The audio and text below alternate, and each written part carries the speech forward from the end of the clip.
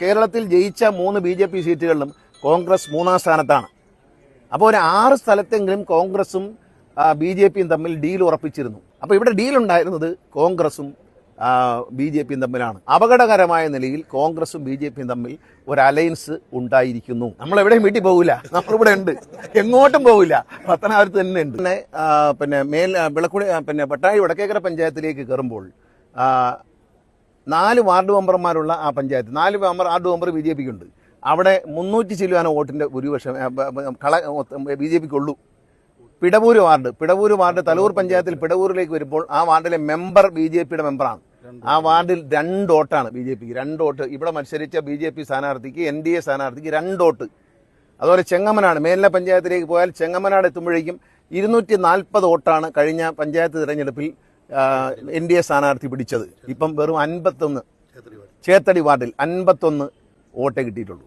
അപ്പോൾ ഇങ്ങനെ മുഴുവൻ വോട്ടും BJP കോൺഗ്രസിന് കച്ചവടം നടത്തിയിരിക്കുകയാണ്. പണമാണോ പകരം ഡീലാണോ എന്നറിയില്ല. ഇവിടെ LDFും BJPയും തമ്മിൽ ഡീലുണ്ട് എന്ന് പറഞ്ഞപ്പോൾ തന്നെ നമ്മൾ മനസ്സിലാക്കണം, കേരളത്തിൽ കോൺഗ്രസും BJPയും തമ്മിൽ ഡീലുണ്ട്. ഇവിടുത്തെ വോട്ടിൻ്റെ കണക്കെടുത്ത് പരിശോധിച്ചാൽ BJPക്ക് വോട്ടില്ല. ഭീമൻ രഘു മത്സരിച്ചപ്പോൾ അദ്ദേഹത്തിന് 13,000-ഓളം വോട്ടാണ് കിട്ടിയത്. BJP സ്ഥാനാർത്ഥിയെ മത്സരിച്ചു. കഴിഞ്ഞ തെരഞ്ഞെടുപ്പിലും അതുപോലെ തന്നെ നേടി. ശ്രീ കൊടിക്കുന്നിൽ സുരേഷ് മത്സരിച്ച ജയിച്ച പാർലമെന്റ് ഇലക്ഷനിൽ 18,000 വോട്ട് BJP നേടി. കഴിഞ്ഞ പഞ്ചായത്ത് തെരഞ്ഞെടുപ്പിൽ 22,000 വോട്ട് BJP നേടി. പക്ഷേ ഇവിടെ ഇപ്പോൾ നേടിയിരിക്കുന്നത് 7,000 വോട്ടേ ഉള്ളൂ, 7,030 വോട്ടേ ഉള്ളൂ. ബാക്കി ഇവിടെ പോയി. BJPയുടെ ബാക്കി വോട്ട് മുഴുവൻ UDFന് കൊടുത്തു. UDFന് കൊടുത്തുകൊണ്ടാണ് 7,000 വോട്ടിന് ജയിച്ചു എന്ന് പറയുന്നത്. കാരണം ഒരു 8,000-ലധികം, ഏറ്റവും കുറഞ്ഞത് 8,000-ലധികം വോട്ട് BJP കോൺഗ്രസിന് ചെയ്തിട്ടുണ്ട്. വളരെ വ്യക്തമാണ്. കാരണം കോൺഗ്രസ് പഞ്ചായത്ത് ഇലക്ഷനിൽ 3ാം സ്ഥാനത്ത് പോയ സ്ഥലങ്ങളിൽ BJPയുടെ വോട്ടോട് കൂടി 1ാം സ്ഥാനത്ത് വന്നിട്ടുണ്ട്. പട്ടാഴി പഞ്ചായത്തിൽ തന്നെ. തലൂർ പഞ്ചായത്തിൽ 2,500 വോട്ട് നേടി ദിൽജു എന്നൊരു സ്ഥാനാർത്ഥി, BJP സ്ഥാനാർത്ഥി മത്സരിച്ചിരുന്നു. അദ്ദേഹം ജയിച്ചില്ല. എങ്കിൽ പോലും അവിടെ 30 വോട്ടാണ് ബാക്കി. 30 വോട്ട് എങ്ങോട്ട് പോയി? അപ്പം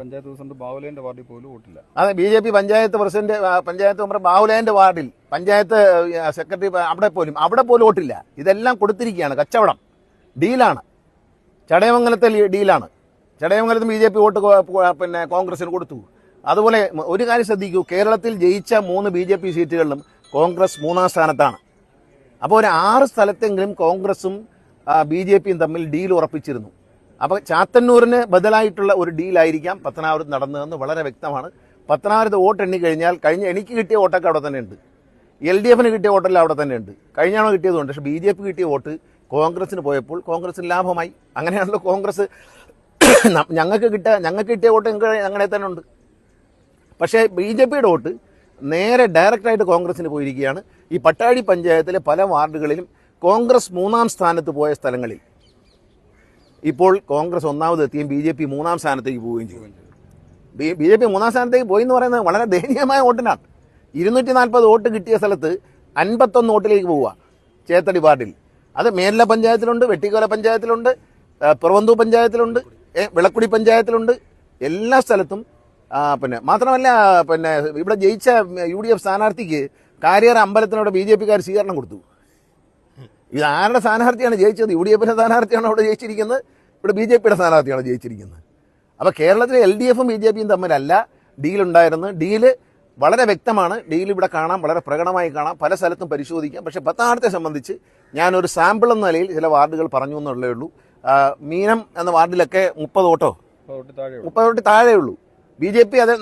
BJP മെമ്പർമാരുള്ള വാർഡുകളിൽ BJP 3ാം സ്ഥാനത്താണ്.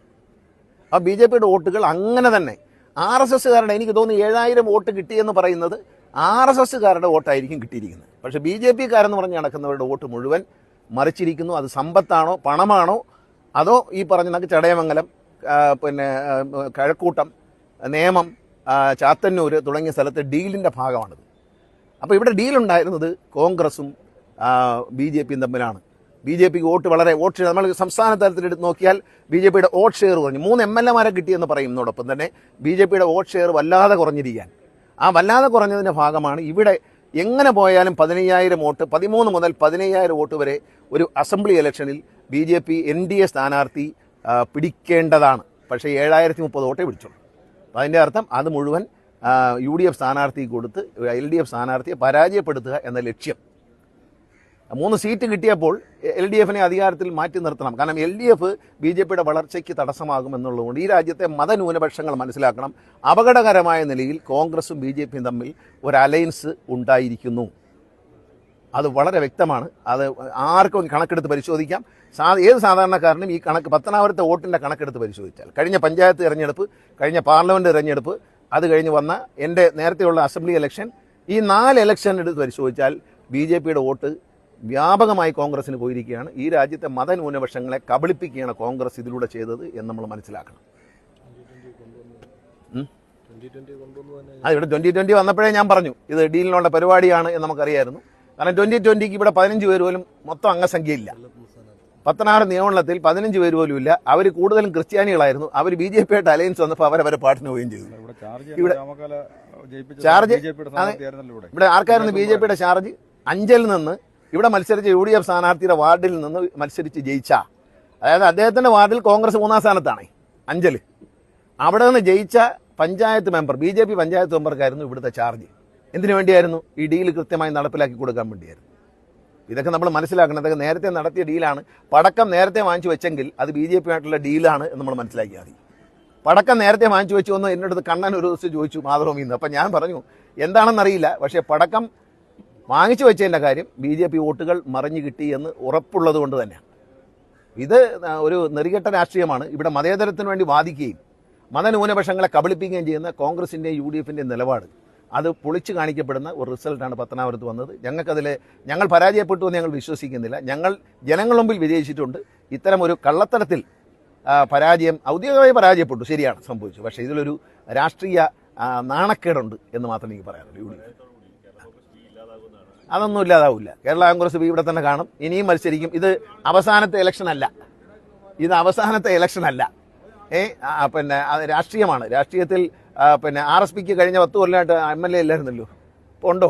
അപ്പോൾ രാഷ്ട്രീയത്തിൽ അങ്ങനെയൊന്നുമില്ല. രാഷ്ട്രീയത്തിൽ മാറിയും തിരിഞ്ഞു നോക്കുകയും ഇത് ചതി, ഇത് ഡീലിനാണ് പറ്റിയത്. ഡീലില്ലെങ്കിൽ ഒരു കുഴപ്പമില്ല. കേരള കോൺഗ്രസ് ഈ ഒരു MLA കൊണ്ട് നിൽക്കുന്ന പാർട്ടിയല്ല. ഞങ്ങൾക്ക് പഞ്ചായത്ത് മെമ്പർമാരുണ്ട്, ഞങ്ങൾക്ക് ബ്ലോക്ക് മെമ്പർമാരുണ്ട്, ഞങ്ങളെല്ലാം ഉണ്ട്. ഞങ്ങൾ അത് നിലനിർത്തും. പിന്നെ എല്ലാ സ്ഥലത്തും ഞങ്ങൾക്ക് മുനിസിപ്പൽ വൈസ് ചെയർമാനുണ്ട്, ഇതെല്ലാം ഉണ്ട്, കൗൺസിലർമാരുണ്ട്. അപ്പോൾ അതുകൊണ്ട് പിന്നെ അതൊന്നും ആഗ്രഹിക്കേണ്ട, അതൊന്നും നടക്കത്തില്ല. നമ്മളെവിടെയും വീട്ടിൽ പോകില്ല, നമ്മളിവിടെ ഉണ്ട്, എങ്ങോട്ടും പോകില്ല, പത്തനാപുരത്ത് തന്നെ ഉണ്ട്.